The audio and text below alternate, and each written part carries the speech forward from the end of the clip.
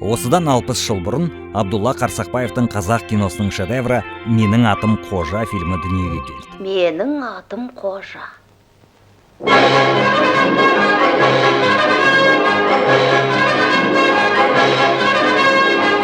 Алдағы минуттарда сіздерге «Менің атым Қожа» фильмі туралы қызықты деректер айтамыз. Фильм әйгілі жазушы поэт Бердібек Соқпақбаевтың 1957 жылы жазылған повестімен түсірілген. Повесть әлемнің 68 тіліне, ал фильм 15 тілге аударылған.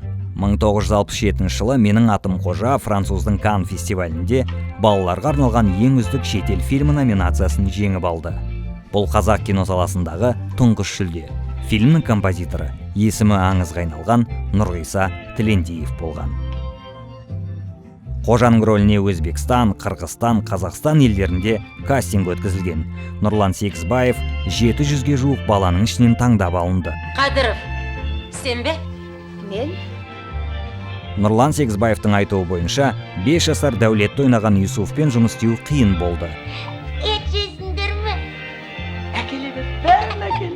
Енді не дегенмен 5 жасар бала ғой. Жарықты қосып, камераны қосып, түсірілімді бастаған кезде Юсуф мысалға көбелекті көріп қалса, соны ұстауға ұмтылып, кино туралы ұмытып кететін. Солай барлық түсірілім тобымен тыныш қана ұстағанын күтіп отыратын едік деп еске алады Нұрлан атамыз. Қожа рөлінде ойнаған Нұрлан Сегізбаев атақты футболшы Тимур Сегізбаевтың туған інісі, және Нұрлан да ағасы секілді футболшы болғысы келген.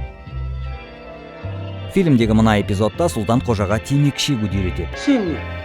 Тартпайсың ба? Тартқан емеспін. Үйрен. Шылым шеге білмесең, қалай жігіт боласың?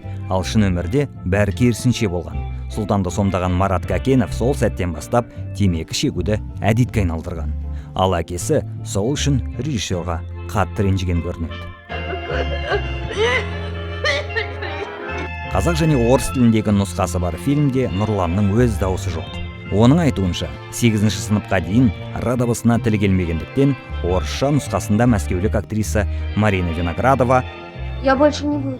ал қазақ тілінде Фарида Шәріпова дыбыстаған. Абдулла Қарсақбаев «Менің атым Қожа» фильмін нашар деп ойлады. Өмірін құртқан осы картина деп есептеді. Сондықтан кино менің де өмірімді бұзады деген шығар. Абдулла шедевр тудырғанын білмей кетті ғой. 2022 жылы балалар күніне орай 1 маусымда Астана қаласындағы Жетісу саябағында Қожаға ескерткіш орнатылған еді.